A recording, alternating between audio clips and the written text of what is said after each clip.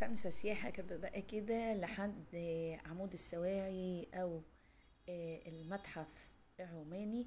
مش المسرح الروماني عشان في فرق طبعا. بصوا، تمثال لأبو الهول وادي عمود السواعي اللي واخد مساحة كبيرة جدا جدا وهو في المنتصف بس فوق. هنا دخلت أول حاجة. دخلنا تحت كده ففي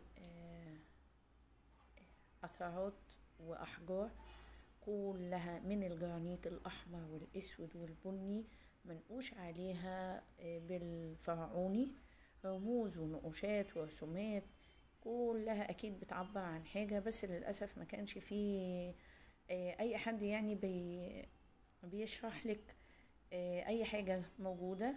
مفيش إلا بس اللوحة دي مكتوب عليها شرح للتمثال اللي موجود، إن هو كان تمثال ملك اسمه رمسيس الثاني من الجرانيت الأحمر، وإن هو قاعد على العرش وماسك بإيده اليمين الصولجان.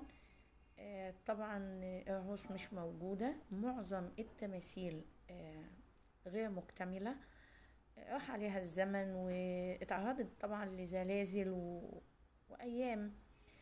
ده حيوان برضو كانوا هم يعني بيحبوا قوي الحيوانات ويقدسوها طبعا زمان.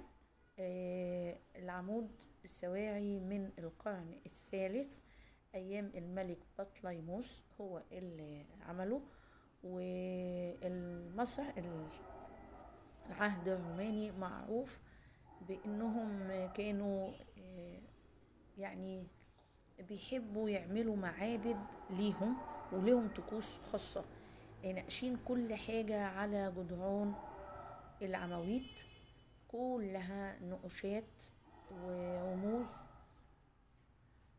حتى صورة الملك عاملينها على الجرانيت اهو على العمود ده. العواميد دي ناقصة كتير، مكسورة، راح عليها الزمن فأثرها باين. ده جرانيت اسود برضو منقوش عليه وعليه رسومات. للأسف اني انا يعني مش مالكة اجيب لكم كله مرة واحدة. بصوا، حتى الحيوانات كانوا بيحنطوها او بينحتوها، لاني ما ننساش ان في معابد ابو سمبل وفي الاقصر واسوان مش نحت بل تحنيط، لكن هنا نحت. هنا فن النحت في المعبد ده، معبد عمود السواعي. كان معبد للرومان، فيعني كان كمان في هنا حاجات كتير جدا. اول مرة بصوا ادي ده برضو جزء من الاسد، وده حيوان بس مش باين له ملامح، بس يعني كأنه ساجد. هنطلع هنا لعمود السواعي الكبير، بس هنمر على منطقة مكتوب عليها مقياس النيل. مقياس النيل، بصوا هو طبعا عميق وكأنه كان مدخل للمية. هوريكم كمان المجرى كده، بصوا سلالم اهي، بس احنا للأسف ما فيش نزول يعني. انا بس حبيت اصوره لكم من فوق. وده كأنه مكان كده لبيت، وده السطح بتاعه او يعني اوضه هم عاملينها زي اللي هي الخزان.